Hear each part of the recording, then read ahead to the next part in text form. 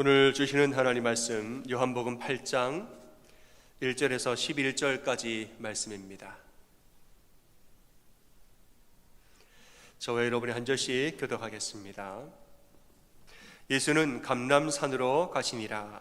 아침에 다시 성전으로 들어오시니 백성들이 다 나오는지라 앉으사 그들을 가르치시더니 서기관들과 바리새인들이 음행 중에 잡힌 여자를 끌고 와서 가운데 세우고 예수께 말하여 선생이여 이 여자가 간음하다가 현장에서 잡혔나이다.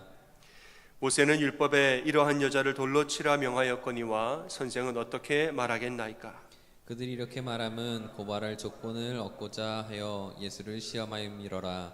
예수께서 몸을 굽히사 손가락으로 땅에 쓰시니 그들이 묻기를 마지 아니하는지라. 이에 일어나 이르시되 너희 중에 죄 없는 자가 먼저 돌로 치라 하시고 다시 몸을 굽혀 손가락으로 땅에 쓰시니 그들이 이 말씀을 듣고 양심의 가책을 느껴 어른으로 시작하여 젊은이까지 하나씩 나가고 오직 예수와 그 가운데 섰는 여자만 남았더라.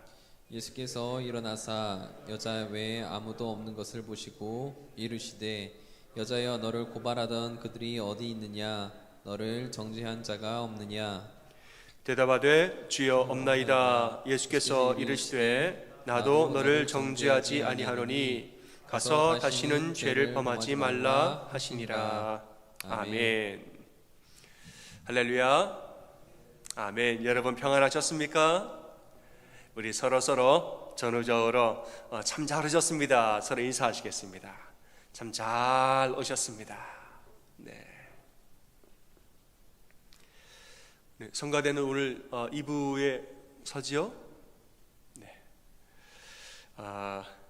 오늘 우리 요한복음 8장 말씀 함께 읽었습니다. 예수님이 이제 성전에서 가르치실 때 서기관들과 바리새인들이 가늠한 여인을 끌고 나왔습니다. 그리고 예수님에게 물어보지요. 이 여자가 가늠하다가 현장에서 잡혔습니다. 모세 율법에는 이런 여자를 돌로 치라고 명하였는데 선생님은 어떻게 하시겠습니까? 이렇게 물어봤죠.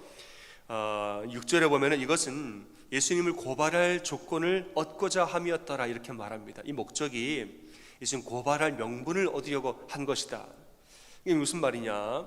예수님은 죄인을 사랑하는 분으로 알려졌기 때문에 아마도 이 여인에게 자비를 베풀고 용서하라고 하실 것이 뻔합니다. 그러면은 모세의 율법을 어긴 게 됐죠. 모세의 율법을 어겼으니까 모세의 율법을 따르는 사람들에게는 예수님을 심정적으로, 법적으로는 아니지만 심정적으로 고발을 할 수 있습니다. 또 반대로 예수님이 그냥 율법대로 하라라고 말하면 지금 돌을 들고 있기 때문에 군중심리로 법대로 하면 되지 그러면 그래요? 하고 자기들이 죽일 거란 말이죠. 죽여놓고서는 책임은 누구한테 돌립니까? 저 사람이 죽이라고 해서 죽였다고 예수님을 사형을 명령한 사람으로 만드는 것이죠. 당시에 사형 결정권은 유대인에게 없고 로마 법정에서만 사형권이 있었기 때문에 예수님이 사형을 명령하면 불법이 됩니다. 그러니까 예수님을 로마 법정에 법적으로 고발할 수가 또 있게 되는 거죠. 예수님이 자비를 베풀면 유대인들에게 심정적으로 고발할 것이고 예수님이 율법대로 하라고 하면은 로마 법정에 법적으로 고소를 할 것입니다. 고소할 명분을 얻고자 이런 함정을 지금 파놓은 것이죠. 하지만 예수님은 이 함정을 아주 자연스럽게 그리고 지혜롭게 해결을 하셨습니다. 몸을 굽히사 땅에 글씨를 쓰셨는데 알려진 바에 의하면은 그 지금 주변에 있는 사람들, 지금 돌을 들고 서 있는 그 사람들, 예수님은 그 심령을 다 아시니까 주변에 있는 사람들의 죄를 아무개는 무슨 죄, 너는 무슨 죄, 너는 무슨 죄, 그 사람들의 죄를 땅바닥에 썼다라고 사람들은 이야기합니다. 이렇게 그 사람의 죄를 쓴 다음에 일어나서 너희 중에 죄 없는 자가 있거든 누구든 먼저 한번 돌로 쳐봐라. 근데 사람들이 양심의 가책을 느끼고 돌을 다 내려놓고 밖으로 나갔다 이렇게 말합니다. 그 예수님 여인에게 말씀하지요. 여자여 너를 고발하던 그들이 어디 있느냐? 너를 정죄한 자가 없느냐? 주여 없나이다. 나도 너를 정죄하지 아니하노니 가서 다시는 죄를 범하지 말아라 하고 보냈다는 것입니다.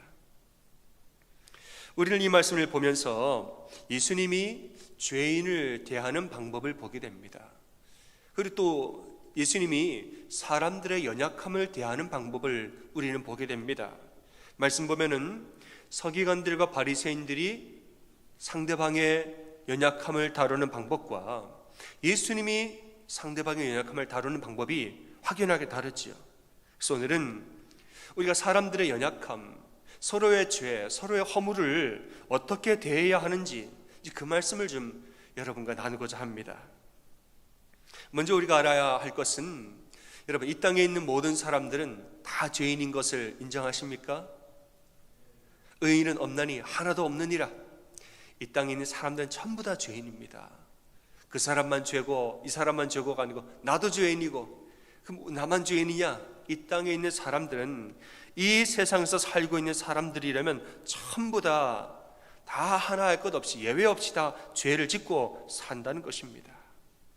그러니까 불완전한 내가, 불완전한 사람들과 함께 불완전한 세상에서 사는 것이 그 인생이에요. 불완전한 내가 불완전한 사람들과 함께 불완전한 세상에서 사니까 모두가 연약함이 있는 것이고 모두가 죄와 허물이 다 있게 마련인 것입니다. 그게 인생이에요. 그래서 우리가 이 땅에서 그리스도인으로 살기 위해서는 서로의 연약함을 어떻게 대하고 어떻게 다룰 것인가가 참 중요합니다. 우리가 생각할 때는 개인적으로는 죄 짓지 않는 것이 먼저입니다. 맞기는 하지만은 어떻게 죄를 안 짓고 살아요? 죄를 안 짓는 것이 가장 좋지만 너무 힘든 일이에요. 우리가 정말 알아야 할 것은 죄 안 짓는 방법도 있지만은 연약함과 허물이 보여지고 있어질 때 그 연약함을 어떻게 다룰 것인가에 대해서 반드시 배울 필요가 있는 거죠. 어떻게 우리는 서로의 연약함을 대해야 하는가? 결론부터 말하자면 예수님은 정죄보다 사랑하라고 말하고 있습니다. 정죄하지 말고 사랑하라. 기독교의 핵심은 사랑이기 때문이지요. 제가 어제 그 뉴스를 읽다가 어제자 국민일보 기사에 오늘 요한복음 8장의 말씀과 아주 똑같은 이야기가 실린 걸 제가 읽었습니다. 여러분, 아프가니스탄에 얼마 전에 이제 탈레반 정부가 다시 정권을 장악한 것을 아마 알고 계실 겁니다. 이 탈레반이 과도 정부가 들어서면서 이 아프가니스탄에 무슨 부서, 국가의 부서가 있겠죠. 여성부가 있었다는 거예요. 근데 여성부를 이 탈레반 정부가 없애고 그 자리에다가 권선징악부를 세웠다는 겁니다. 권선징악부 장관이 있어요. 여성부 장관 다 없애고 권선징악부를 세웠습니다. 권선징악부 뭐냐? 샤리아라고 하는 이슬람의 율법을 잘 지키는지 안 지키는지 감시하는 부서입니다.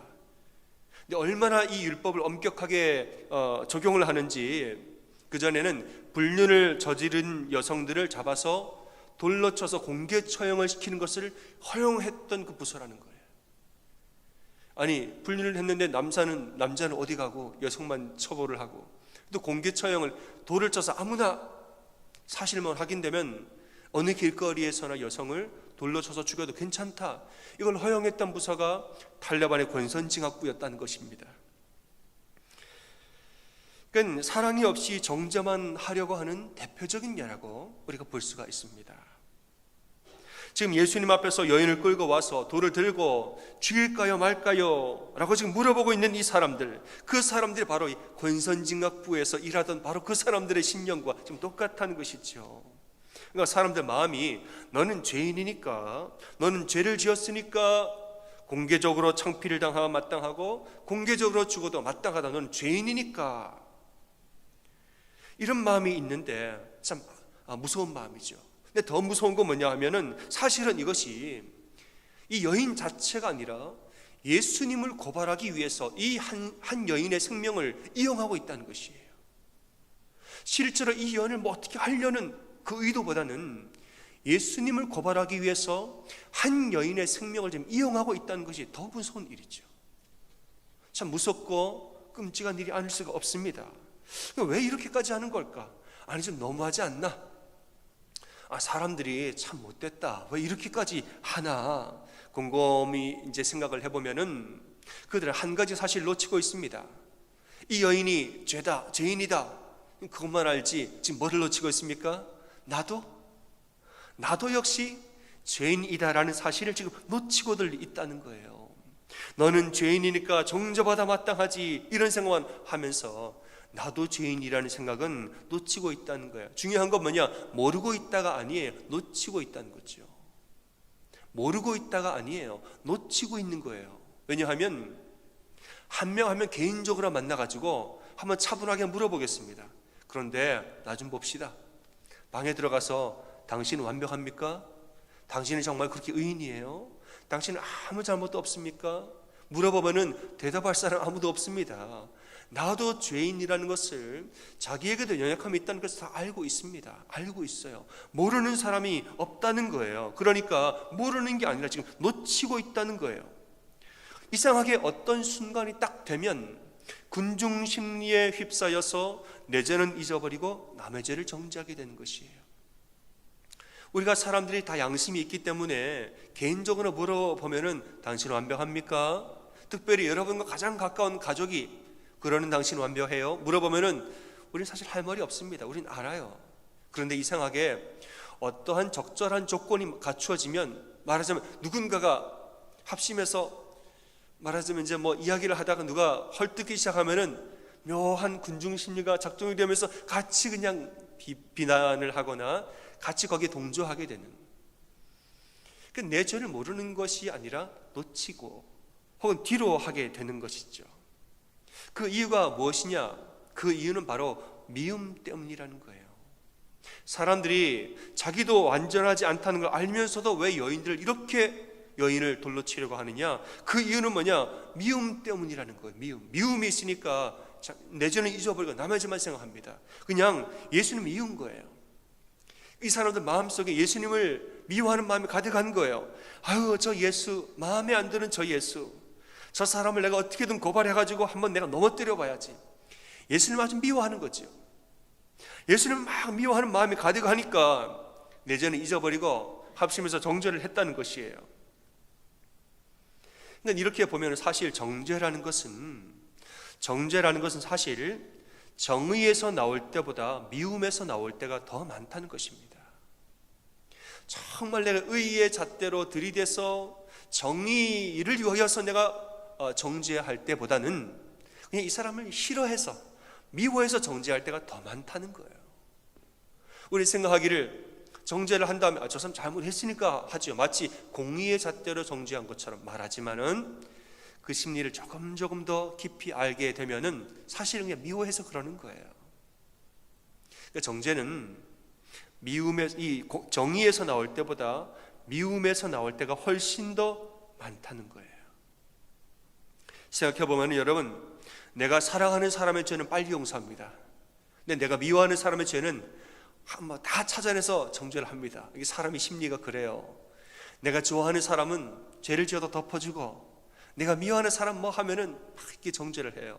그 대표적인 예가 뭐냐? 여러분, 이 세상에서 내가 가장 사랑하는 존재가 누굽니까? 나예요. 나. 세상에서 가장 내가 사랑하는 존재는 나입니다. 그래서 사람들은 자기 죄는 되게 빨리 잊어버려요. 내 눈에 있는 들보는 그냥 무시하고 남의 눈에 있는 티끌은 그렇게 잘 보고 정죄를 한다는 거예요. 이게 대표적인 예죠. 사랑하면 정죄 안 합니다. 미워하니까 정죄하는 거예요. 여러분, 다른 사람을 정죄하면 그 사람만 무너지는 것이 아니라 자기 자신도 함께 무너진다는 사실을 알아야 합니다. 아멘. 우리가 누군가를 정죄하면 그 사람만 넘어지는 거 아니에요. 나도 같이 넘어지는 것입니다. 너희가 비판하는 그 비판으로 너희도 비판을 받을 것이라 라고 말했습니다. 정죄는 정죄로 돌아오고 미움은 미움으로 돌아오는 것이에요. 이 사람들이 공개적으로 이 여인의 죄를 들춰내려고, 공개적으로 예수님의 이 허물을 들춰내려고 공개적으로 하다가 어떻게 됐습니까? 자기들 죄가 공개적으로 다 드러났습니다. 예수님 땅바닥에다가 그 사람들 죄를 다 적었다는 말이에요. 이 여인이 불륜을 저질렀으니까 여인의 죄를 공개적으로 드러내려고 하다가 자기들 죄까지 공개적으로 다 드러났습니다. 정죄라는 것은 사람을 정죄하고 비난하면 그 사람만 넘어지는 게 아니라 나도 넘어지는 것이에요.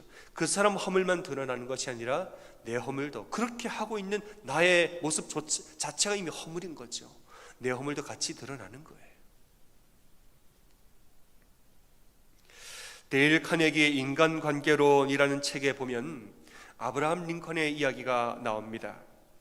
이제 링컨이 젊은 시절에 혈기왕성한 때를 말하겠지요. 이 젊은 시절에 참 잘하는 것 중에 하나가 상대를 비판하는 글을 쓰는 것이었다라고 말합니다. 그러니까 링컨이 상대방을 조롱하고 모욕하는 편지를 써서 이 편지를 그 사람이 지나다니는 길목에다 뒀다는 거예요. 보라고. 막 편지를 우스꽝스럽고 사람들이 읽으면은 와 하고 이제 한번 웃어 넘기도록, 하지만 당사자는 조롱을 당하는 거죠. 그런 걸 막 써가지고 사람들이 다니는 데 놓고, 그 사람이 지나다니는 길목에 일부러 보라고 또 갖다 놓고, 심지어 이것을 신문사에 보내서 공개적으로 막 누군가를 망신 주는 거. 링컨은 그런 걸 참 잘했다는 거예요. 젊은 시절에.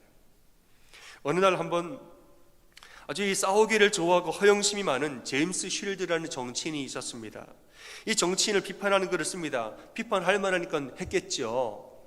요즘 말로 말하면 좀 비호감 정치인이었던 것이죠. 그래서 비판하는 글을 써서 저널에 실었습니다. 근데 이걸 본 쉴드가 머리끝까지 화가 났습니다.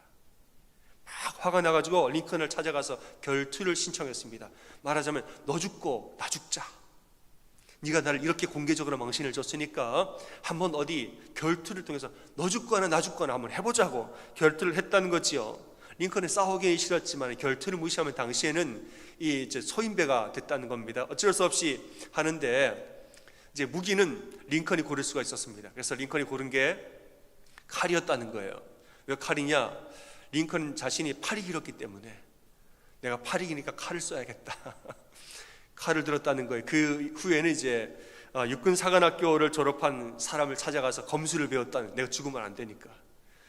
글을 쓰다가 이게 목숨을 건 결투를 신청받았기 때문에 검수를 막 훈련을 해가지고 결투 당일날 미시시피 강변에서 목숨을 건 결투를 이제 시작합니다.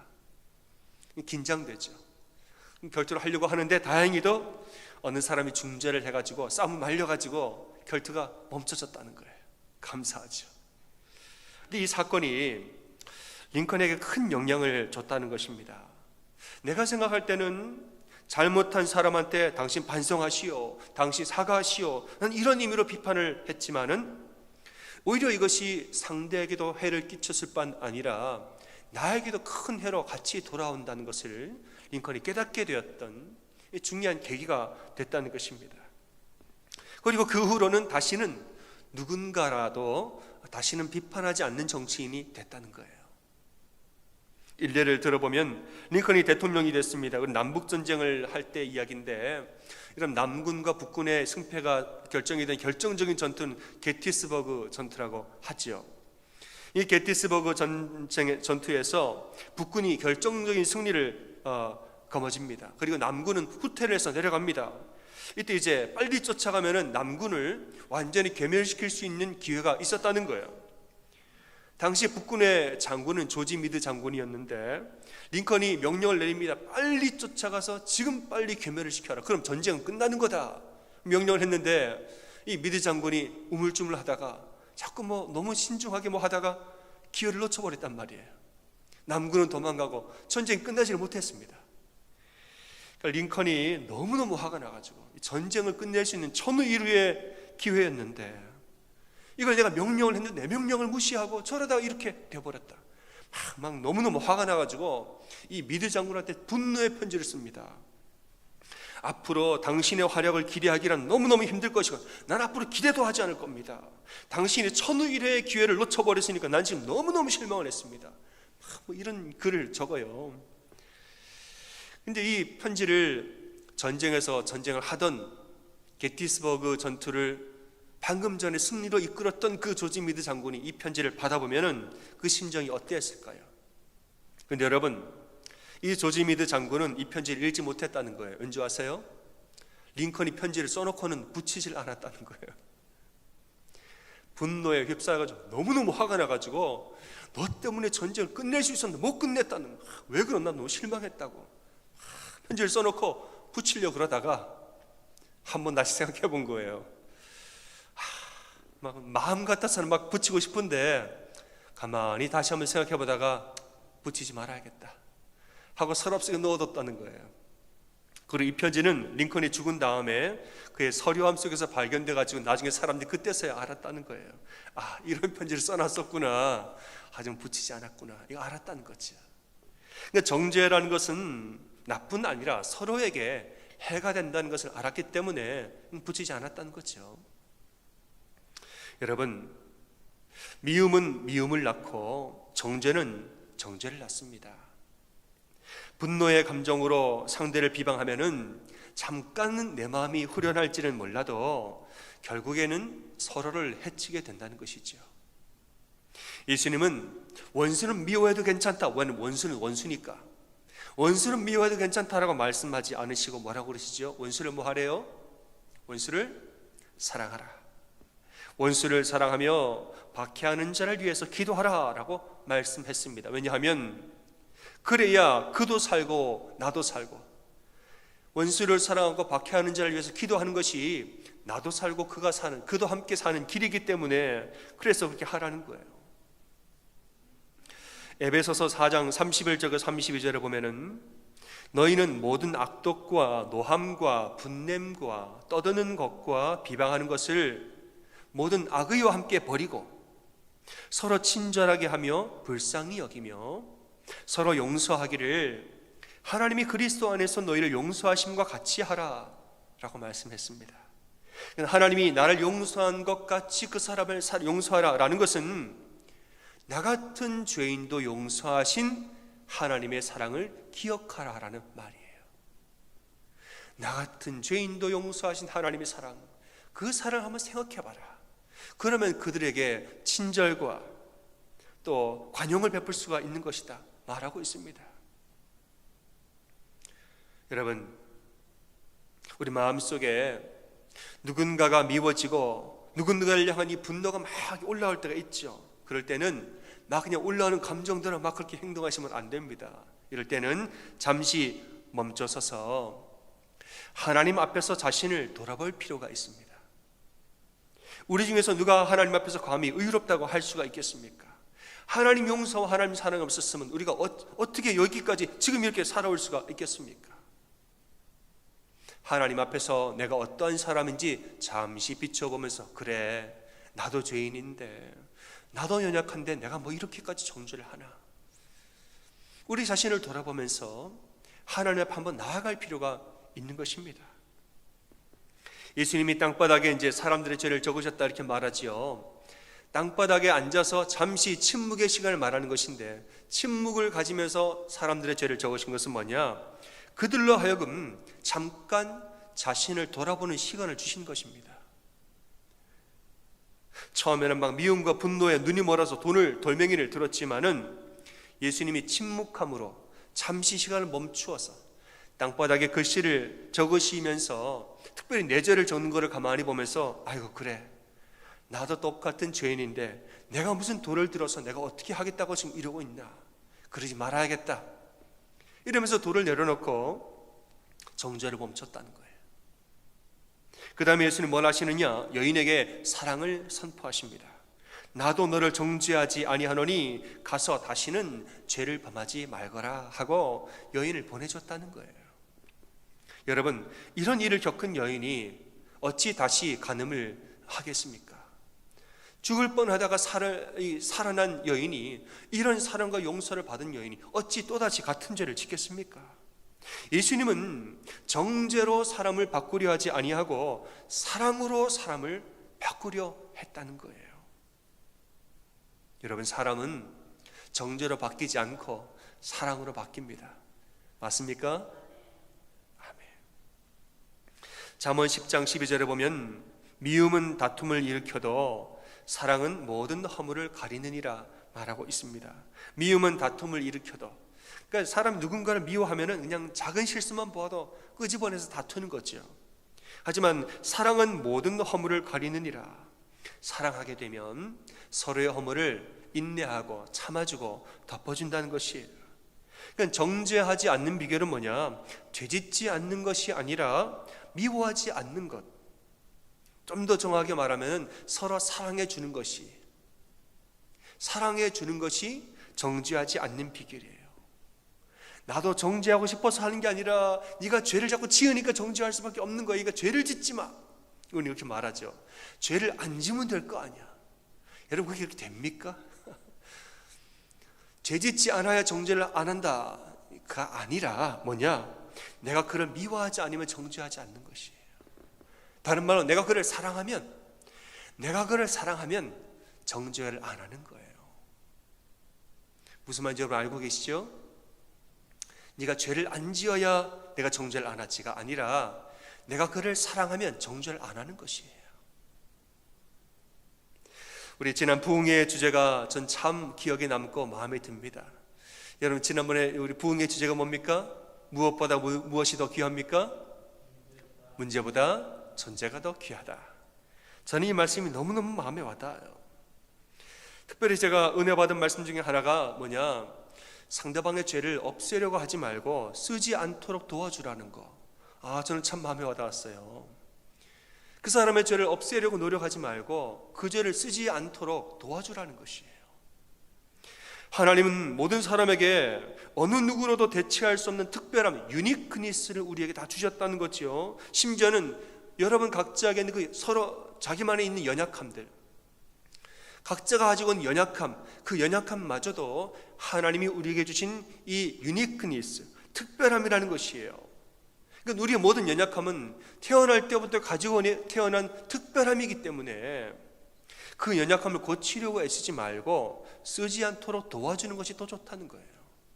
하나님이 우리에게 고유하게 주신 연약함이 다 있는데 그것은 다른 말로 우리에게 유니크니스, 특별함인데 이걸 어떻게 없앱니까? 서로의 약점과 그 사람의 성령이 어떻게 사라집니까? 없애려고 해도 없어지지가 않습니다.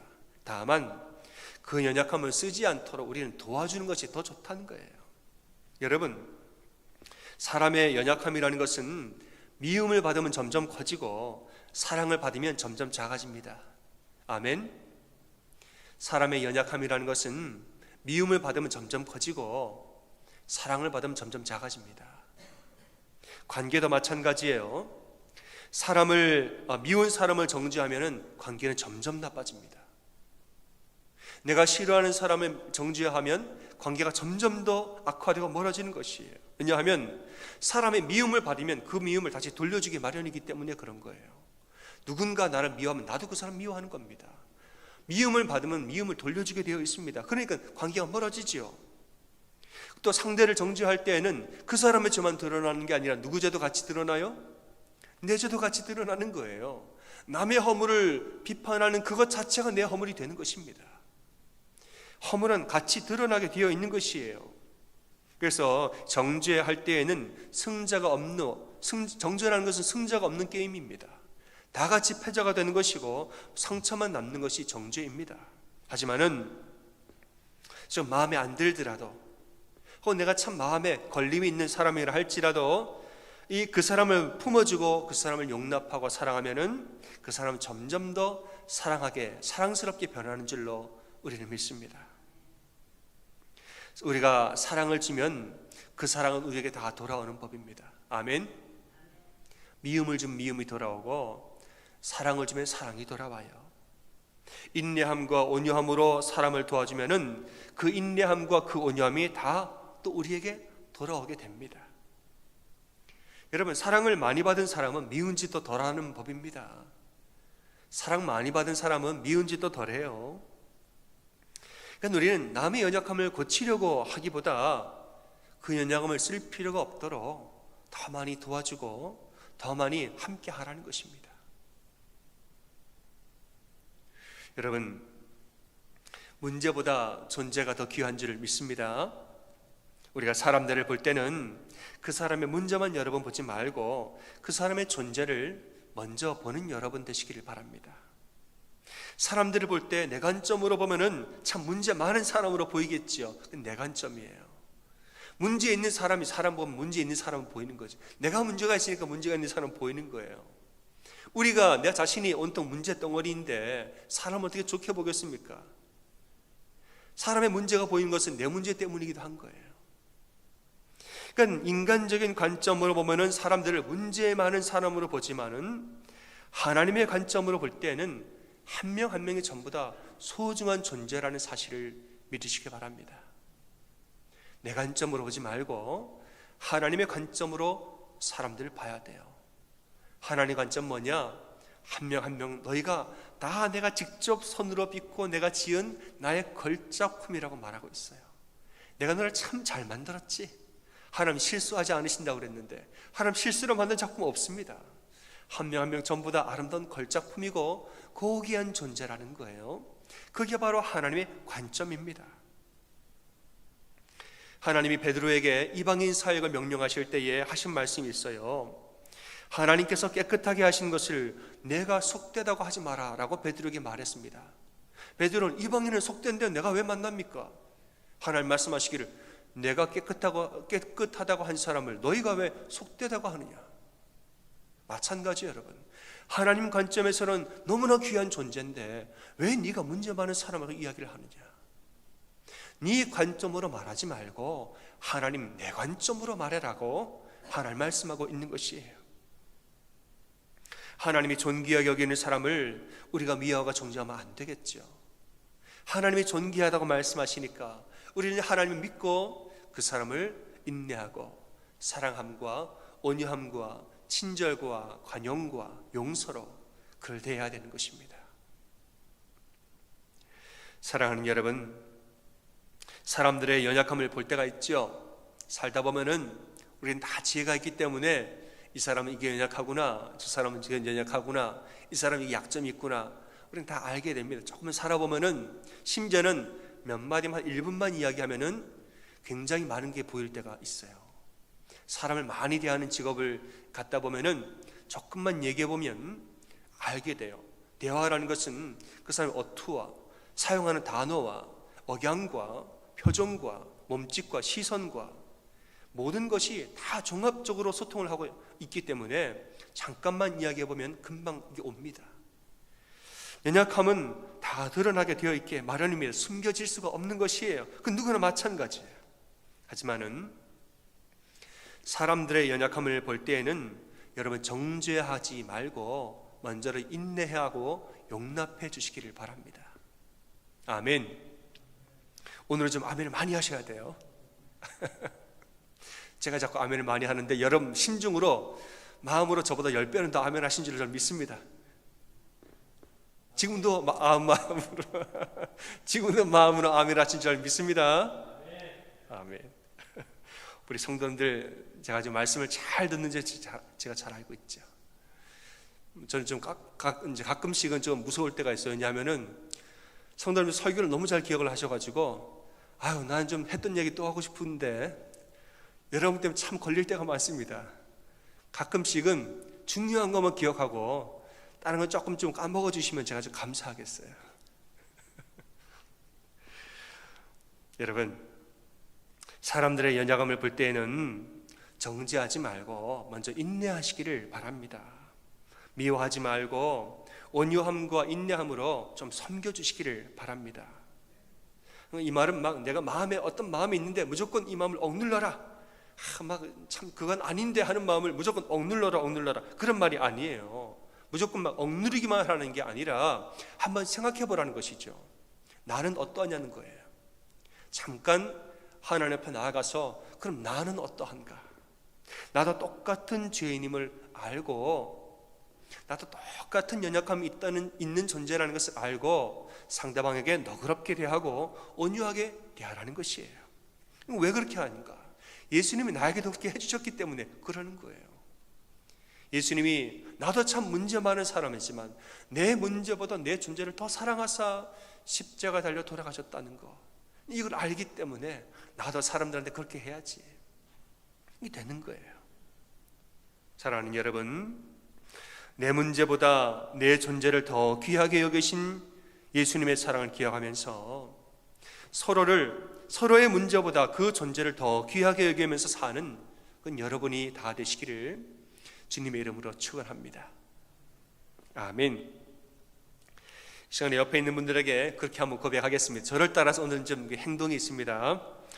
모든 문제보다 당신의 지혜가 더 귀합니다. 당신의 존재가 더 귀합니다. 다시 한번 제가 해볼게요.